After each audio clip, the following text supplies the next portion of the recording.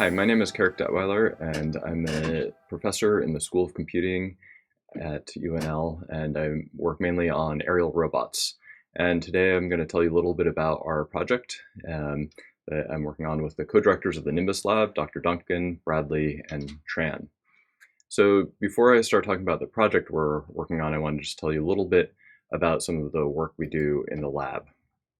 So we were founded in 2010 and focus on drones of various sizes and types, mostly multi-rotor, so smaller drones. And we have a whole bunch of graduate students and undergraduates in the lab, and we have lots of research projects working on addressing a lot of fundamental problems in robotics.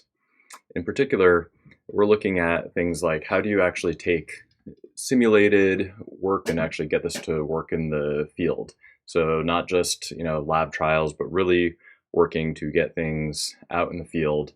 And this often requires close interactions with the environment, focusing on how do you ensure that there's safety. And this involves a whole range of system design, from electrical, mechanical design of drones and drone payloads, all the way up to autonomous systems where we're really programming intelligence into these systems. So just to give you an idea of some of the work we're doing, I'll show a few videos on some projects that we've worked on already. So this one is a project on aerial water sampling that we did a number of years ago.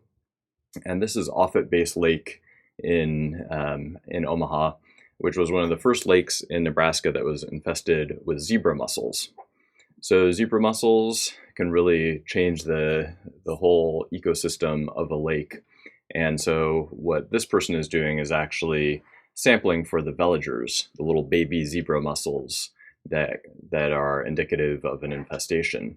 Well, that can be challenging. So what we did is we actually developed a drone that can fly really close to the water and collect water samples by pumping water through a filter, similar to what that person was dragging through the water. And we're actually able to, identify and detect these little veligers. We've also done work doing deployment of drones with other drones. So that one at the top is a big unmanned aircraft owned by Boeing, and this is at White Sands Missile Range. And our drone is actually in this canister here that you see here. And we're getting basically carried out into the mountains here. And the idea is that we want to get a small drone that can't fly very long out into a place it can't go just due to flight time. So here we get dropped down, we parachute down, the canister gets released, and then the arms unfold. So then we can drift down a ways to whatever altitude we want, getting close to the environment where we want to work in. And then we can actually release the drone and it can fly precisely to its final target. In this case, this work is actually motivated by installing sensors in the ground in hard to reach locations.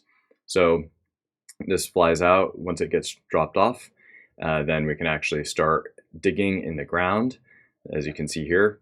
And this is able to then dig this whole kind of big auger into the ground, and that auger contains the sensor. So once it's put in the ground, it can fly off and the sensor is placed. We also do work in atmospheric sensing. So this is a system we developed with what we lovingly call the trumpets. So these actually are able to pull air in from outside the rotor wash across a bunch of atmospheric sensors in these tubes. And what this lets us do is actually monitor and detect what's going on in the atmosphere with much less influence from the rotor wash. We've also done work on actually starting fires, and this is an early test we did at Homestead National Monument. And this drone actually carries little ping pong balls that you can see dropping there.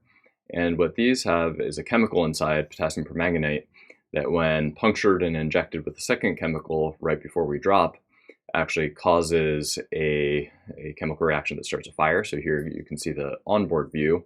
So it's puncturing, dropping them, and they then 30 seconds later start a small fire that is used to actually do these types of prescribed burns for land management, also used for back burns on wildfires.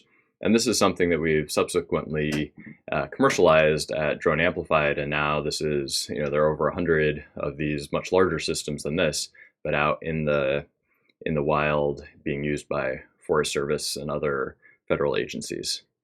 But what I want to talk to you about today is actually a project that we're working on that is related to kind of the next challenges for drones and actually related to climate change.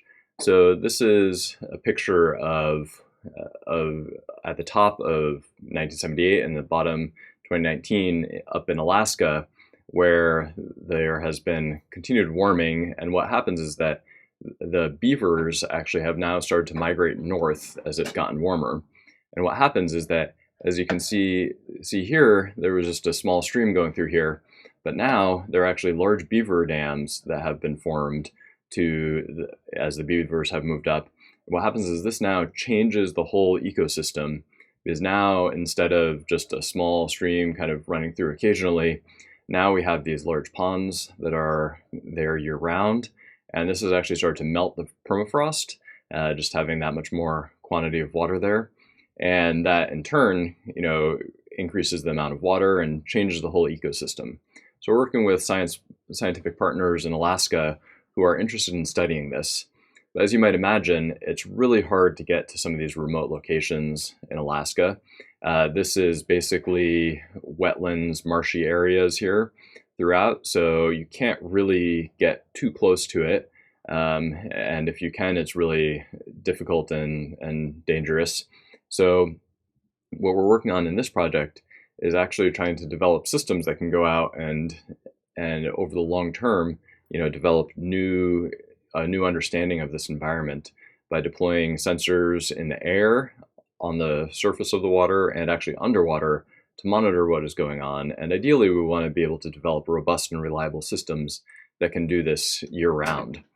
So our approach is to actually leverage a number of systems we've already worked on. So we have here, we've used drones that can deploy other drones. We have some past experience with underwater sensor node development. And there are a number of open source projects on small boats that can carry kind of these sensors that we're looking for. So our vision is to actually use large drones to deploy these boats and deploy the sensors, and not only deploy them, but be able to recover them, since we don't want to leave a lot of stuff in the environment. And so we're looking for a team to help us on various aspects of this. Exactly what what part of the senior design project we'll work on is going to depend a fair amount on kind of the composition of the team. If it has mainly people interested in algorithms, then we will work on the autonomy algorithms, how you can actually autonomously dock a drone with something on the water to actually collect it, versus if we have people interested in the electromechanical design, then we might be working more on the electrical mechanical system and how to actually integrate all the sensors in a small lightweight package. We're looking for a team composed of a range of these students. This will also be teamed with our own graduate students and faculty working on other aspects of this. And our goal is really to come up with not just a final product at the end of this the year here, but really to have multiple iterations that we're able to design, quickly build them, test them in a lab, in the pool, and actually in outdoor locations in Nebraska.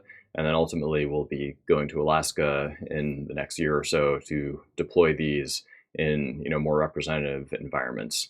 So there's a whole range of interesting topics that you can work on with this. And I'd be happy to answer any additional questions. You can email me at carrick@UNL. And this is kind of building on the earth, wind, water, and air and fire stuff we do in the Nimbus lab. So there's lots of opportunities to build on what we've done and to learn more about what we're doing in the lab. Thanks.